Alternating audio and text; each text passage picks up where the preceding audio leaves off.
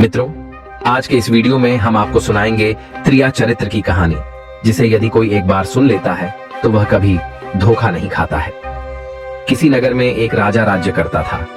वह बहुत ही शूरवीर और पराक्रमी योद्धा था। राजा की कुल 7 अत्यंत सुंदर रानियां थीं, लेकिन वह राजा अपनी सभी रानियों में से सबसे छोटी रानी से अत्यधिक प्रेम करता था। वह प्रतिदिन अपने गुरु से राजपाठ की शिक्षा ग्रहण करने के लिए जाता था। एक दिन की बात है, जब वह राजा अपने गुरु के आश्रम की तरफ जा रहा था, तभी अचानक ही उसे रास्ते में एक पनिहारी मिल जाती है। वह पनिहारिन राजा से बोली, हे राजन, आप प्रतिदिन इतनी सुबह कहां जाते हैं? वह राजा बोला, हे सुंदर स्त्री, हम तो प्रतिदिन शिक्षा ग्रहण करने के लिए अपने गुरु के पास जाते हैं और आज भी वही जा रहे हैं। तब वह पनिहारिन बोली, ये तो बहुत अच्छी बात है, लेकिन आप मुझे यह बात बताइए कि क्या आपने त्रिया चरित्र पढ़ा है? तब उस राजा ने कहा, नहीं, मैंने तो यह कभी पढ़ा ही नहीं है। वह पनिहारिन बोली, हे राजन, आप एक बार त्रिया चरित्र अवश्य पढ़ना। राजा बोला, यह तो बता दो कि यह त्रिया चरित्र क्या होता है। उस पनिहारिन ने कहा, हे राजन, आप यह बात अपने गुरुजी के पास जाकर ही पूछना और त्रिया चरित्र को अवश्य ही पढ़ना। तब वह राजा बोला, ठीक है, मैं आज ही अपने गुरु के पास जाकर उनसे पूछूंगा कि आपने मुझे त्रिया चरित्र क्यों नहीं पढ़ाया है।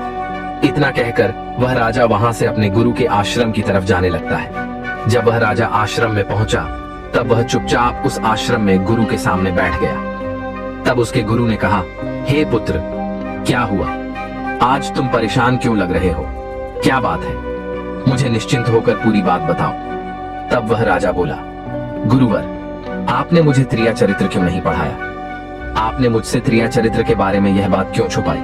तब गुरुजी बोले, पुत्र, तुम त्रिया चरित्र नहीं पढ़ पाओगे, क्योंकि त्रिया चरित्र को पढ़ना खतरे से खाली नहीं होता, और अगर फिर भी तुम त्रिया चरित्र पढ़ोगे तो उसमें तुम्हारे प्राण भी जा सकते हैं। इसीलिए हमने तुम्हें अभी तक त्रिया चरित्र नहीं पढ़ाया है। अब राजा बोला कि गुरुजी, आप चिंतित मत होइए, क्योंकि हम स्वयं ही इस राज्य के राजा हैं, इसलिए हमारे प्राण कौन ले सकता है? हम सब कुछ संभाल लेंगे।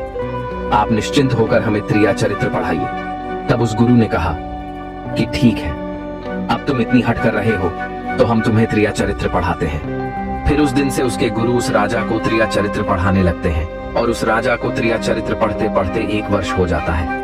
तब वह गुरुदेव उससे कहते हैं, हे पुत्र, अब तो तुम्हारे त्रिया चरित्र की शिक्षा पूरी हो चुकी है, इसलिए तुम अपने घर जा सकते हो। अब तुम्हें यहाँ हमारे आश्रम में आने की कोई आवश्यकता नहीं है। तब उस राजा ने कहा, गुरुदेव, मैं त्रिया चरित्र को अपनी आंखों से होते हुए देखना चाहता हूँ। राजा की बात को सुनकर गुरुदेव बोले, ठीक है, अगर तुम्हारी इतनी ज्यादा इच्छा हो रही है कि तुम त्रिया चरित्र को अपनी आंखों से देखो तो ठीक है, लेकिन यह तुम्हें बड़ी सूझबूझ से करना होगा, क्योंकि हमने तुम्हें पहले ही बताया है कि इसमें प्राण जाने का भी खतरा बना रहता है। फिर वे उस राजा को अभिमंत्रित करके एक माला देते हैं और कहते हैं, पुत्र, यह लो, इस माले को अपने गले में धारण कर लेना, और जब तक तुम इस माले को धारण किए रहोगे तब तक तुम्हें कोई भी पहचान नहीं पाएगा, लेकिन तुम उसे अच्छी तरह से पहचान पाओगे, और तुम्हें त्रिया चरित्र को अपनी आंखों से देखने के लिए आज की रात के 12 बजे बिस्तर से उठकर अपने महल से निकलकर पूर्व दिशा की ओर वन में जाना है, और वहां पहुंचकर इस माले को अपने गले में धारण कर लेना है। उसके बाद वहीं पर खड़े हो जाना है।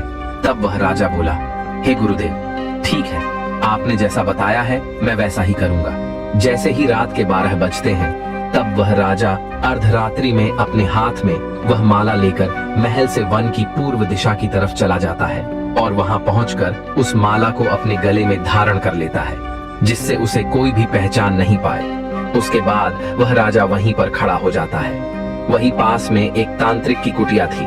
तभी अचानक से उसने वहीं पनिहारन को देखा जो उसे रास्ते में मिली थी।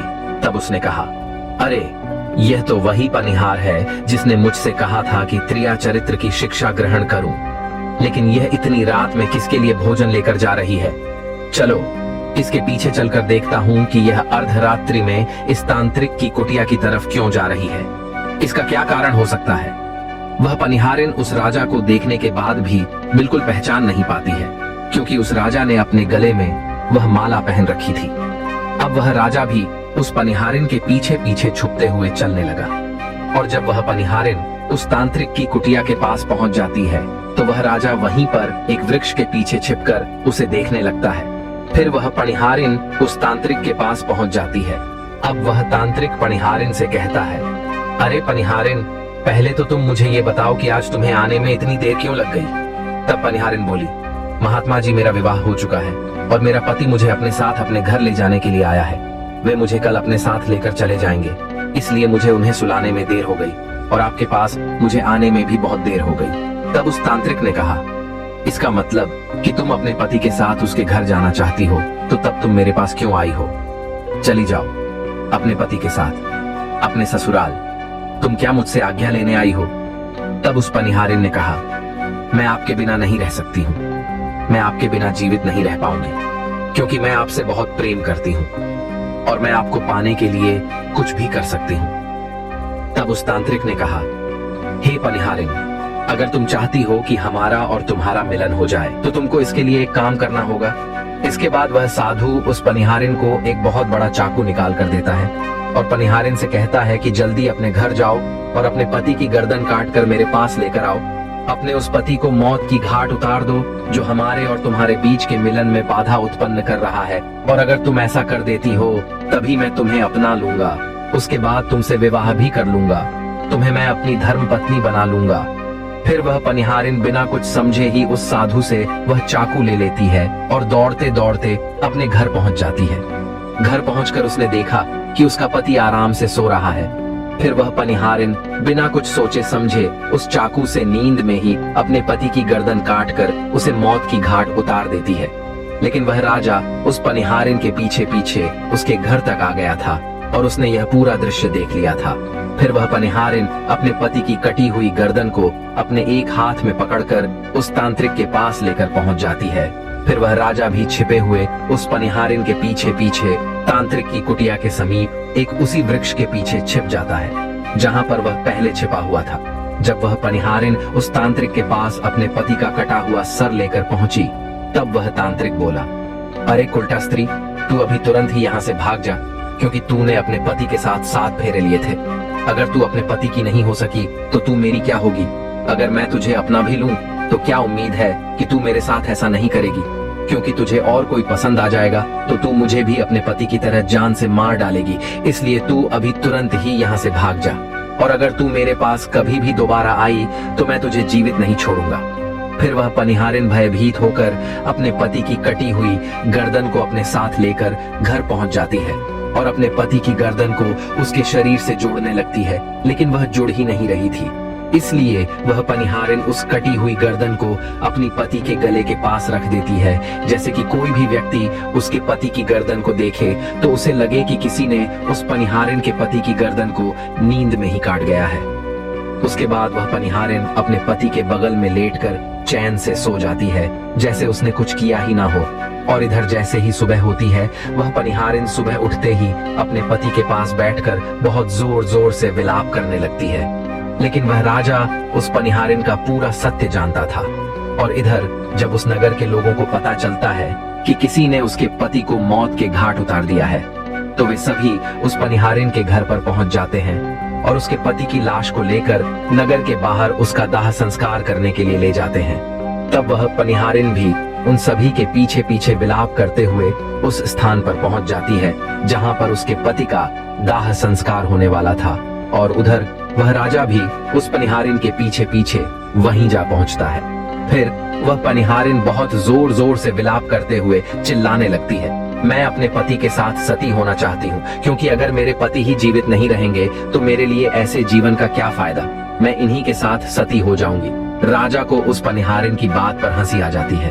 वह राजा कहता है, त्रिया चरित्र न जाने कोई खामस मार के सती हो गई। राजा की यह बात कोई भी नहीं समझ पाता है, लेकिन वह पनिहारिन राजा की बात को अच्छी तरह से समझ जाती है। वह पनिहारिन कहती है, हे राजन, आप मुझे यह बात कह रहे हैं, लेकिन चलिए कोई बात नहीं है, मैं तो सती हो जाऊंगी, किंतु मैं सती होने से पहले आपको एक बात बताती हूँ, आप इसे याद रखना। हे राजन, आप जब भी चटाई पर बैठे तो उस चटाई को झाड़ कर ही बैठना। तब राजा ने कहा, ये पनिहारिन क्या कह रही है? हम तो स्वयं एक राजा हैं। फिर भला मुझे चटाई पर बैठने की क्या आवश्यकता पड़ेगी, क्योंकि हम तो स्वयं ही इस नगर के राजा हैं। तब उस पनिहारिन ने कहा, नहीं राजा साहब, जब भी आपकी कोई ऐसी नौबत आ जाए कि आपको चटाई पर बैठना पड़ जाए तभी बैठिए। तब उस राजा ने कहा कि चलो ठीक है, अगर तुम इतना कह रही तो हम ऐसा ही करेंगे। उसके बाद वह पनिहारिन अपने पति के साथ सती हो जाती है। अब वह राजा राजमहल पहुंचकर अपने गले से उस माला को उतार के रख देता है और अपनी 7 रानियों के साथ उनके साथ हंसी खुशी से बातें करता है। इसी तरह से वह दिन पूरा बीत जाता है और जब दूसरी रात होती है तो वह राजा अपने गुरु के कहे अनुसार वही माला अपने गले में धारण करके पूर्व दिशा की ओर चला जाता है और उसी स्थान पर फिर से खड़ा हो जाता है। उसके कुछ देर बाद का दृश्य देखकर वह राजा दंग रह जाता है, क्योंकि उसकी 7 रानियां अपने अपने हाथों में भोजन की थालियां लेकर उसी तांत्रिक की कुटिया की तरफ जा रही थीं, जिसके पास वह पनिहारिन गई हुई थी। फिर उस राजा ने जैसे ही अपनी 7 रानियों को उस तांत्रिक की तरफ जाते हुए देखा, तभी उन 7 रानियों में से एक रानी की नजर उस राजा की तरफ चली जाती है और वह राजा को देख लेती है। वह रानी बाकी रानियों से कहती है, ये आदमी इतनी रात में यहाँ पर क्यों खड़ा हुआ है? फिर वे 7 रानियां उस राजा को अपने पास बुलाती हैं और कहती हैं, तुम कृपया करके इन भोजन की थालियां को इस पास की कुटिया तक ले चलने में हमारी मदद कर दो। अपनी रानियों की बातें सुनकर वह राजा बिना कुछ सोचे समझे वे कुछ भोजन की थालियां अपने हाथों में लेकर जाने लगता है और उनके साथ साथ उस तांत्रिक के पास पहुंच जाते हैं और वह राजा बिल्कुल चुप होकर अपनी पत्नियों के साथ खड़ा हुआ था। वह सोच रहा था कि मेरे प्रेम में ऐसी क्या कमी रह गई थी जिसकी वजह से उसकी 7 रानियां उस साधु के पास रोज जाती हैं, और इस तांत्रिक के पास ऐसा क्या है जिसके कारण उसकी 7 रानियां इतनी रात में इस तांत्रिक से मिलने के लिए आती हैं। जब वह सभी तांत्रिक के पास पहुंच जाती है तब वह तांत्रिक उस आदमी को देखकर उन सभी रानियों से कहता है कि यह आदमी कौन है। तब वह 7 रानियां कहती हैं, तांत्रिक महाराज, यह आदमी तो हमें रास्ते में मिला था और इसने हमारी मदद की है, इसलिए हम इसे भी अपने साथ लेकर आए हैं। तब बड़ी रानी कहती है, चलो एक काम करते हैं, आज रात इसे यहीं पर रहने देते हैं, यह आदमी कल सुबह होते ही यहाँ से चला जाएगा। फिर वह तांत्रिक उस बड़ी रानी की इस बात को मान लेता है और अपने एक शिष्य को आवाज देकर बुलाकर उससे कहता है, इस आदमी के लिए आज की रात ठहरने का प्रबंध कर दो। अपने गुरु की आज्ञा पाकर वह शिष्य उस राजा को अपने साथ एक कमरे में ले जाता है। उस कमरे में राजा के सोने का प्रबंध चटाई बिछाकर किया गया था। अब उस शिष्य ने कहा, देखो भाई, आज तुम्हें इस चटाई पर ही सोना पड़ेगा। उस राजा से इतना कहकर साधु का वह शिष्य उस कमरे से चला जाता है। तब उस राजा ने कहा कि आज तो चटाई पर सोने की नौबत आ ही गई, चलो कोई बात नहीं, सिर्फ आज ही की तो बात है, आज की रात हम चटाई पर ही सोकर रात काट लेंगे। वह राजा यही सब सोच ही रहा था कि तभी अचानक से उसे उस पनिहारिन की बातें याद आ जाती हैं। तब उसने सोचा कि चलो इस चटाई को झाड़ लेते हैं, हो सकता है इसका कोई राज हो। इतना सोचकर उस राजा ने जैसे ही उस चटाई को उठाई तो उसने देखा कि उस चटाई के नीचे एक बहुत बड़ा भयानक कुआं बना हुआ है। राजा ने उस कुएं के अंदर झांक कर देखा तो उसने अंदर बहुत सारे कैदी पाए जिन्हें उस साधु ने जबरदस्ती कैद कर रखा था।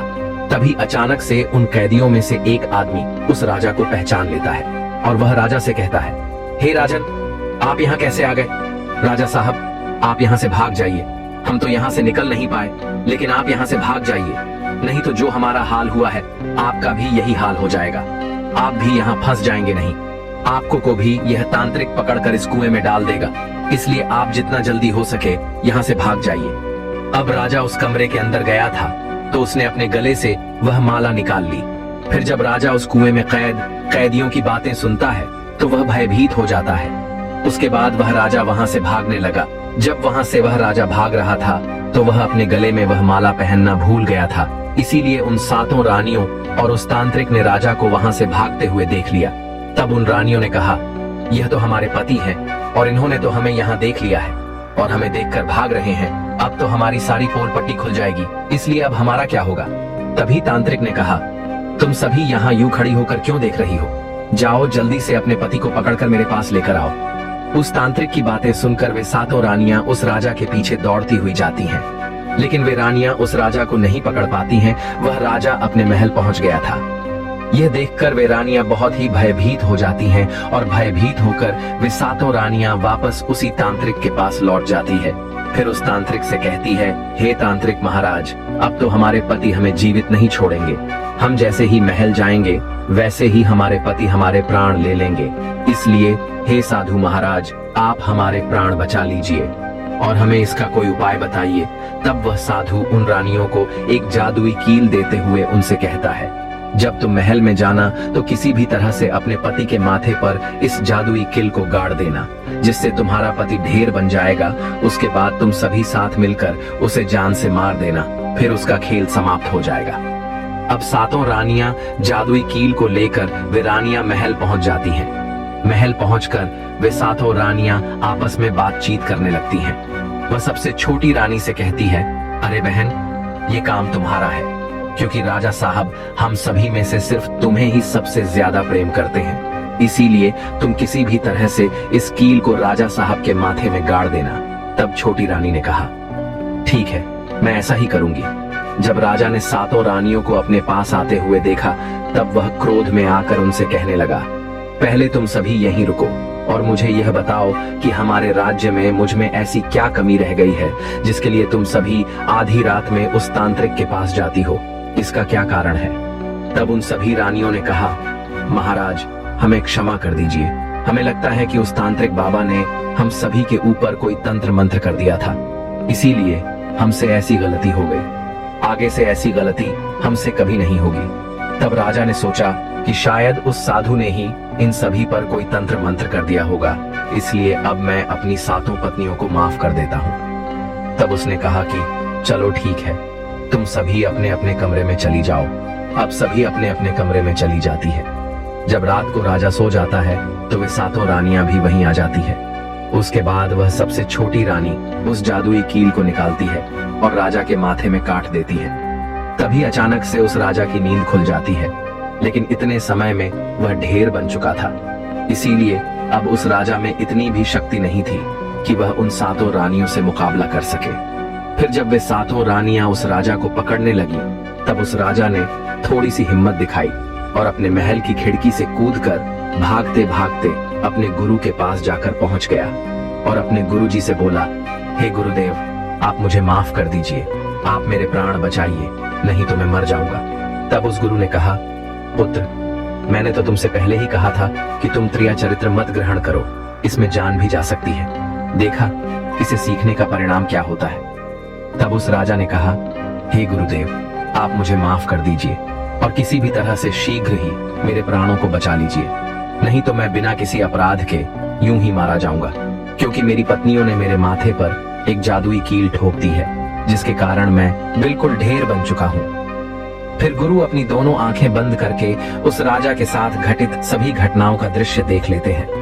तब वह गुरुजी कहते हैं कि यह वही कील है जो तुम्हारी रानियों को उस तांत्रिक ने दी है, इसलिए मैं तुम्हें अब नहीं बचा सकता हूँ। तब उस राजा ने कहा, नहीं गुरुदेव, आप तो ऐसा मत कहिए, मैं आपका शिष्य हूँ, आपका कर्तव्य बनता है मेरी जान बचाने का। तब वह गुरुजी कहते हैं कि हम तुम्हें तोता बना देंगे, और जब हम तुम्हें तोता बना देंगे तो तुमको सुखवादी जाकर रहना होगा, क्योंकि सुखवादी में किसी के तंत्र मंत्र नहीं काम करते हैं, और जब तुम्हें अत्यधिक प्रेम करने वाली स्त्री मिलेगी तब तुम पुनः राजा बन जाओगे। तब उस राजा ने कहा, ठीक है गुरुदेव, आप हमें तोता ही बना दीजिए। तब गुरु उस राजा को तोता बना देते हैं और वह राजा तोता बनने के बाद वहां से उड़कर सुखवादी गांव में पहुंच जाता है। सातों रानियां उस राजा को नगर नगर जाकर खोजती रहती हैं। फिर जब वह राजा उन्हें नहीं मिलता तो फिर से उस तांत्रिक के पास जाती है और उस तांत्रिक से कहती है, तांत्रिक महाराज, वह राजा तो रात को भाग गया है, इसलिए आप ध्यान लगाकर देखिए कि वह राजा अभी कहाँ है और कहाँ छुप कर रह रहा है। उन रानियों की बात सुनकर वह साधु ध्यान लगाकर अपने मन में देखने लगता है। तब वह साधु उन सभी रानियों से कहता है कि वह राजा तोता बन के सुखवादी में रहने लगा है। तब उन रानियों ने कहा, हे स्वामी, अब हम क्या करें? तब उस तांत्रिक ने कहा, अब तुम अपने राज्य महल में जाओ और महल में जाकर यह घोषणा कर दो कि जो भी तोता पकड़ के लाएगा हम उसे 10 स्वर्ण मुद्राएं देंगे। फिर वे रानियां ठीक वैसा ही करती हैं। फिर उस नगर के जितने भी बहेलियां थे वे तोता पकड़ने के लिए चारों तरफ घूमने लगते हैं और जो भी बहेलिए तोता पकड़ते थे तो वे सभी उस तोते को उन रानियों के पास लेकर जाते थे और इसके बदले में वे रानी उन्हें 10 स्वर्ण मुद्राएं देती थी। बाद रानियों से उन मुद्राओं को लेकर वे वहां से चले जाते थे। फिर वे 7 रानियां उन तोतों को मार देती थीं। ऐसे ही कई वर्ष बीत जाते हैं और वह राजा जो तोता बनकर जिस वृक्ष पर रह रहा था, उस वृक्ष पर कई सारे तोते रहते थे और वह तोता उन सभी से बहुत अच्छी अच्छी बातें करता था और सभी तोता मिलकर उस तोते को अपना राजा बना लेते हैं। एक दिन तोता पकड़ते पकड़ते एक बहेलिया उसी वृक्ष के पास पहुंच जाता है जिस पर वह राजा तोता बना छिपकर रहता था। फिर जब उस बहेलिया ने उस वृक्ष पर इतने सारे तोतों को देखा तो वह उन तोतों को देखकर अपने मन में सोचने लगा, अगर मैं इतने सारे तोतों को पकड़कर रानी जी के पास ले जाऊंगा तो मुझे बहुत सारी स्वर्ण मुद्राएं मिल जाएंगी, लेकिन मैं इतने सारे तोतों को कैसे पकड़कर ले जाऊं? फिर अगली सुबह सारे तोते दाने चुगने के लिए उड़ जाते हैं। तभी वह पहेलिया उस वृक्ष के पास जाकर उसकी डालों पर गोंद लगा देता है। जब वह तोते दाना गुनगुने के बाद वे सारे तोते उड़कर वापस उसी वृक्ष पर बैठ गए। तब उन सभी तोतों के पैर उस गोंद के कारण उसी पेड़ से चिपक जाते हैं। तब वह सभी तोते कहते हैं, हे राजन, आप ही कुछ कीजिए, हमें किसी तरह आजाद कीजिए, वरना वह बहेलिया सुबह आएगा और हमें पकड़कर अपने साथ ले जाएगा और मार डालेगा। तब वह राजा कहता है, भाइयों, मेरी बात ध्यान से सुनो। सुबह जब वह बहेलिया आए तब तुम सभी मरने का नाटक करना, जिससे वह बहेलिया तुम्हें मरा हुआ समझकर इस वृक्ष से निकालकर जमीन पर रख देगा। इसलिए उसे यह महसूस होना चाहिए कि सारे तोते मर चुके हैं। उसके बाद तुम सभी समय रहते ही उड़कर किसी अन्य सुरक्षित स्थान पर चले जाना, बाकी मैं सब कुछ संभाल लूंगा। अगले दिन सुबह वह बहेलिया उस वृक्ष के पास आता है तो वह देखता है कि सारे तोते मर चुके हैं। वह बहेलिया उन सभी को उस वृक्ष से निकालकर जमीन पर रख देता है। तभी सही मौका देखकर वे सारे तोते अचानक से वहां से उड़ जाते हैं।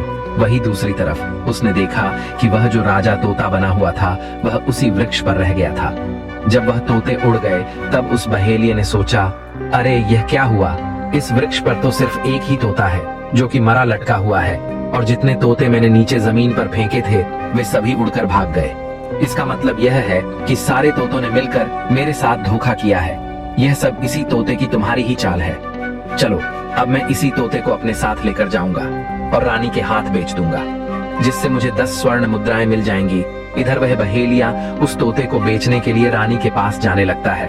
तब रास्ते में वह तोता उस बहेलिये से कहता है, अरे भाई, तुम मुझे कहाँ ले जा रहे हो?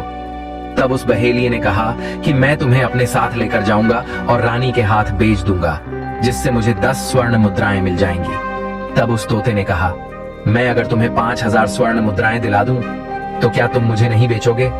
तब वह तोता बोला, अगर इतनी मुद्राएं मुझे मिलेंगी तो मैं तुमको नहीं बेचूंगा। तब उस तोते ने कहा, तुम एक काम करो, इस नगर में ही मुझे बेचो, मूल्य मैं स्वयं बताऊंगा। तब वह बहेलिया उस तोते की बात मान लेता है और रानी के पास बेचने की जगह पर बहेलिया तोता को लेकर एक बाजार में बेचने चला जाता है। उस नगर का यह नियम था कि अगर किसी भी व्यक्ति का सामान शाम तक नहीं बिकता था तो उस नगर का राजा स्वयं आकर उस सामान को खरीद लेता था। जब भी कोई उस बहेलिये के पास में आकर पूछता है कि यह तोता कितने का है, तब वह बहेलिया कहता है कि तोता अपना मूल्य स्वयं बताएगा।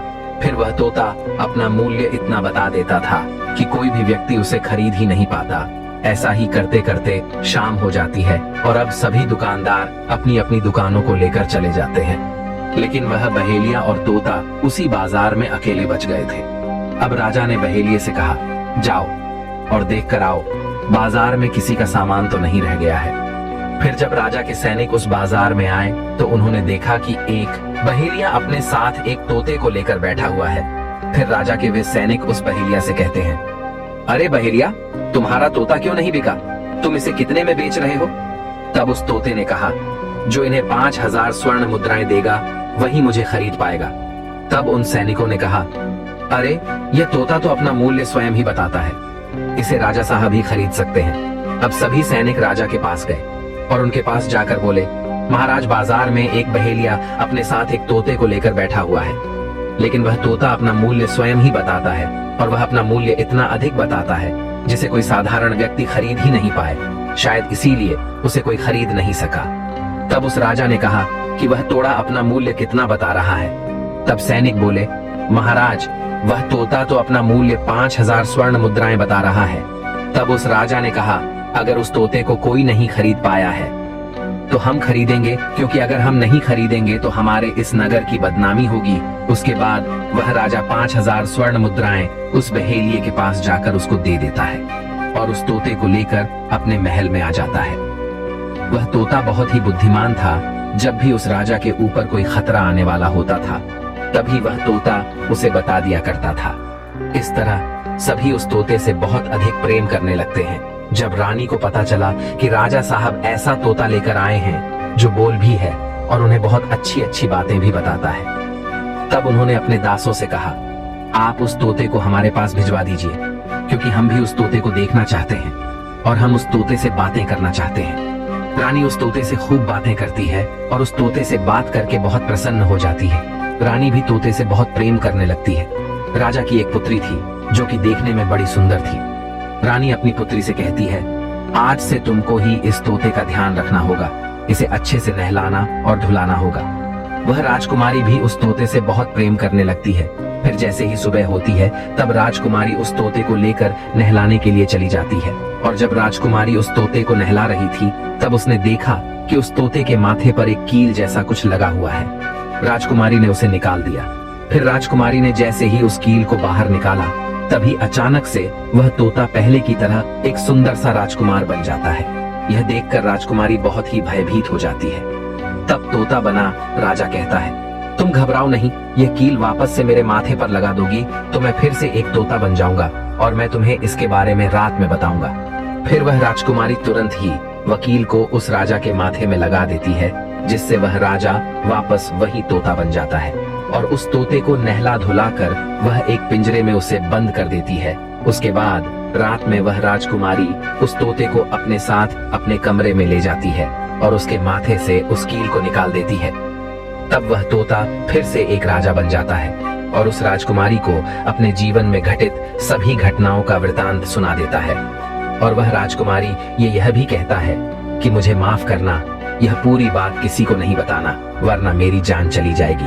तब वह राजकुमारी कहती है, ठीक है, मैं वैसा ही करूंगी जैसे आपने मुझसे कहा है। दिन भर वह राजा तोता बना रहता था और रात को राजकुमारी उस तोते को अपने कमरे में ले जाती और उसके माथे से उस कील को निकाल देती, जिससे वह तोता राजा बन जाता है। और रात में वे दोनों साथ में ही रहते, खूब बातें करते थे। अब ऐसे ही समय बीत रहा था। उस राजा और राजकुमारी के बीच नजदीकियां बढ़ने लगी और राजकुमारी को उस राजा से प्रेम हो जाता है। इधर जो उस राजा की पत्नियां थीं, वे बहुत सारे तोते मरवा देती हैं, लेकिन वह राजा जो तोता बना हुआ था वह उन्हें नहीं मिल रहा था और वे सभी निराश होकर उस तांत्रिक के पास पहुंच जाती है और वह सभी तांत्रिक से कहती है, तांत्रिक महाराज, हमारे पति तो अभी तक हमें नहीं मिले हैं, अब हम क्या करें, उन्हें कैसे मारे। तांत्रिक फिर से अपनी आंखें बंद करके ध्यान लगाकर एक स्थान पर बैठ जाता है और अपने मन में सारा दृश्य देखकर उन रानियों से कहता है, वह राजकुमार अभी एक तोता बना हुआ है और एक राजा के महल में रह रहा है, इसलिए तुम सब एक काम करो, तुम सभी नृत्य करना सीख लो। हम सभी मिलकर उस राजा के घर नृत्य कला करने जाएंगे, क्योंकि वह राजा नृत्य का बहुत शौक रखता है। इसलिए जब वह राजा हमारे नृत्य से प्रसन्न हो जाएगा और हमसे पुरस्कार में कुछ मांगने के लिए कहेगा, तो हम उस राजा से वह तोता ही मांग लेंगे और फिर हम सब मिलकर उस तोते को आसानी से मार देंगे। उसके बाद मैं तुम सभी से विवाह कर लूंगा। ऐसे ही धीरे धीरे समय बीतने लगा। वह तांत्रिक तबला बजाता था और सातों रानियां नृत्य कला सीखने लगी। फिर कुछ महीने बाद वह तांत्रिक तबला बजाया करता था। अब वह सातों रानियां पूरी तरह से नृत्य करना सीख चुकी थी। तभी एक दिन वह तांत्रिक साधु का भेष बदलकर और उन सातों रानियों को नृत्य करने वाली स्त्री बनाकर उस नगर के राजा के दरबार में पहुंच जाता है। जब वह उस राजा के दरबार में पहुंचता है, तो राजा उनका परिचय पूछता हुआ कहता है कि आप लोग कौन हैं और यहाँ क्यों आए हैं। तब वह तांत्रिक कहता है कि हम सभी नृत्य करने वाले हैं और हम आपके महल में अपना नृत्य दिखाने के लिए आए हुए हैं। राजा को भी नृत्य देखने का बहुत शौक था, इसलिए वह उस साधु की बात मान लेता है और वह साधु तबला बजाना शुरू कर देता है। वे सातों रानियां जो नृत्य करने वाली बनकर आई हुई थीं, वे भी उस राजा के सामने नृत्य करने लगती है और जब उस तबले की आवाज तोते के कानों में पहुंचती है तो वह तोता समझ जाता है कि वह साधु उसकी 7 रानियों को साथ लेकर भेष बदलकर यहाँ पर आ गया है, इसलिए अब उसकी जान नहीं बच पाएगी। लेकिन जब वह राजकुमारी उस तोते को अपने साथ लेकर कमरे में आ जाती है और उस तोते के माथे पर लगी हुई कील को निकाल देती है, तब वह राजकुमार के रूप में आ जाता है और उस राजकुमारी से कहता है, देखो यह जो नृत्य करने और तबला बजाने आए हुए हैं यह वही तांत्रिक है, और जो नृत्य करने आई है वह मेरी पत्नियां हैं।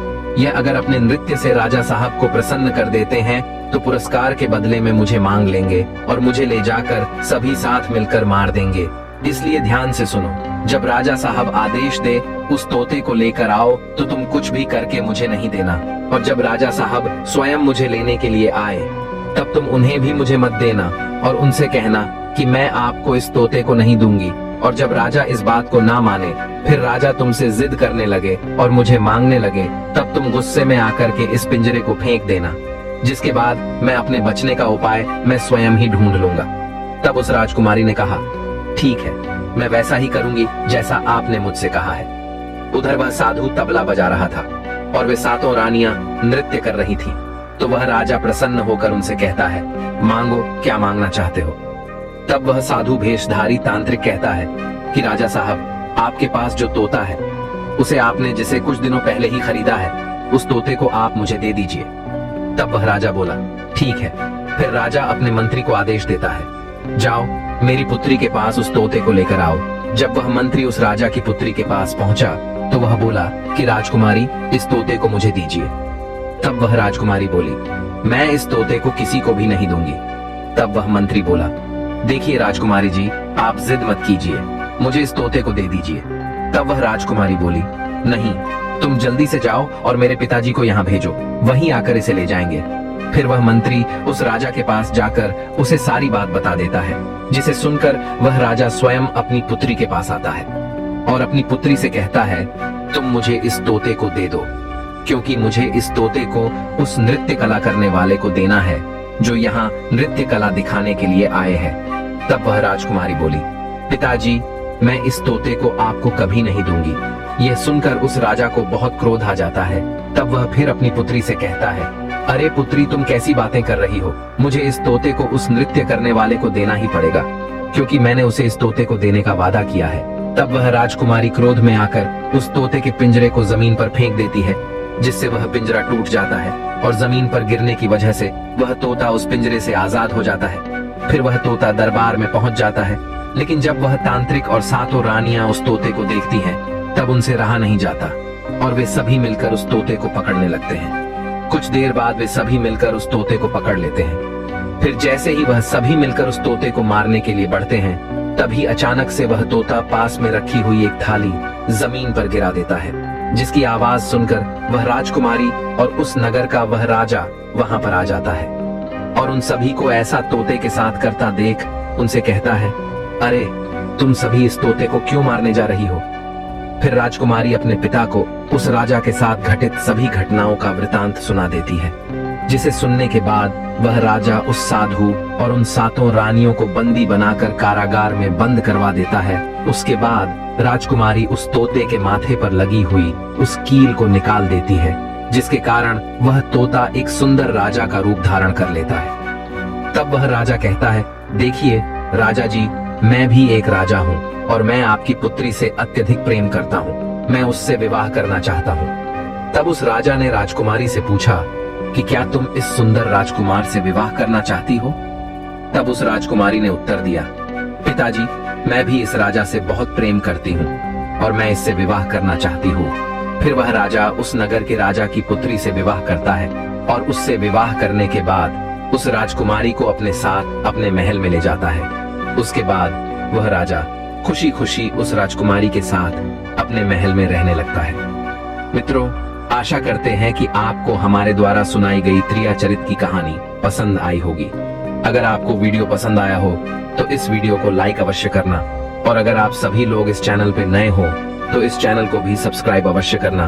बाकी मित्रों, आप सभी का वीडियो को यहाँ तक देखने के लिए धन्यवाद।